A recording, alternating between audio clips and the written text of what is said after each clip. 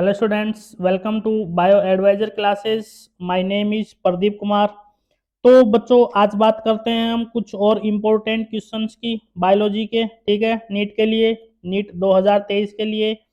तो पहला क्वेश्चन आता है हमारे पास, which one of following hormone is a modified amino acid. तो सिंपल सा आंसर आ जाएगा बच्चों, एपिनेफ्रिन।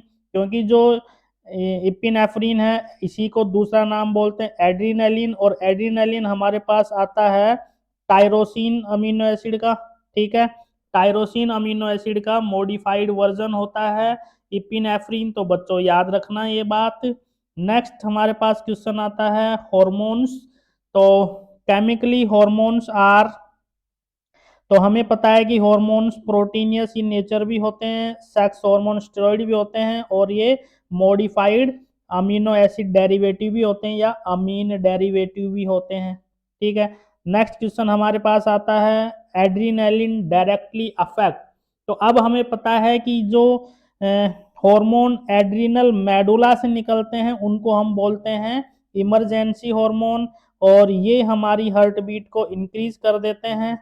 ठीक है बच्चों, इमरजेंसी कंडीशन में जैसे एक कई बार हाइपोथेटिकल क्वेश्चन भी पूछा जाता है कि मान लो आप कोई अंधेरे कमरे में गए और अंधेरे कमरे में आपने अचानक से एक स्नेक देखा, तो कौन सा हार्मोन एक्टिवेट होगा या कौन सा हार्मोन ज़्यादा निकलेगा बॉडी में। तो एड्रीनलिन हमारी बॉडी में ज़्यादा सीक्रेट करेगा।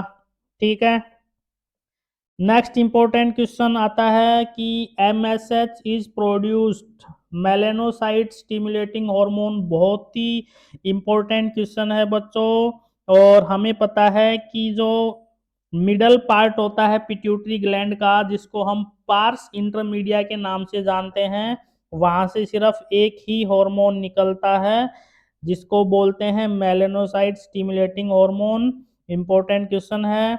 नेक्स्ट बात करते हैं एक्रोमीगेली। एक्रोमीगेली का मतलब क्या होता है कि जब हमारी हाइट बहुत ही ज्यादा इंक्रीज हो जाए, ठीक है, तो यहाँ पे आ जाएगा सोमेटोट्रोफिक हार्मोन का एक्सेस। ठीक है, तो इससे क्या होगा कि अगर अडल्ट में हाइट ज़्यादा इंक्रीज हो जाए तो एक्रोमीगेली वर्ड यूज करते हैं, और अगर ये बच्चों में हो तो इसको बोलते हैं जीजंटीज्म। ठीक है, इसके बाद आते हैं मेलेनिन। तो मेलेनिन हमें पता है स्किन पिगमेंट होता है, सीधा सीधा आंसर आ जाएगा। अल्ट्रावायलेट रेज से प्रोटेक्ट करता है हमारी बॉडी को। जिसमें जितना ज़्यादा मेलेनिन होगा उसका कलर उतना ही डार्क होगा।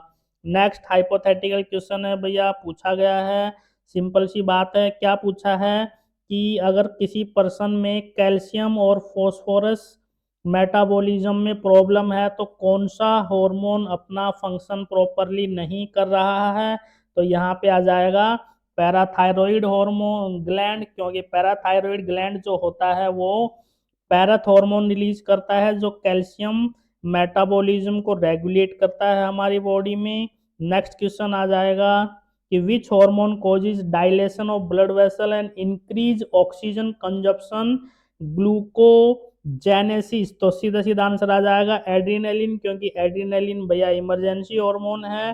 ठीक है, इसी को फाइट एंड फ्लाइट हार्मोन के नाम से जानते हैं जब इमरजेंसी आती है। अगर मान लो हमने हाइपोथेटिकल क्वेश्चन पूछा जाता है कि कहीं पे घूमने गए जंगल में, एक शेर को देखा, तो क्या होगा। तो हमारे दिमाग में बात आएगी कि भाग जाओ यहाँ से, भाग जाएंगे। तो इसका मतलब क्या होगा, हमारी बॉडी में एनर्जी ज़्यादा चाहिए भागने के लिए। ठीक है बच्चों, तो भागने के लिए एनर्जी ज़्यादा चाहिए तो हमें कौन सा हार्मोन एक्टिवेट होगा हमारी बॉडी में, तो एड्रेनालिन का लेवल ज़्यादा मिलेगा।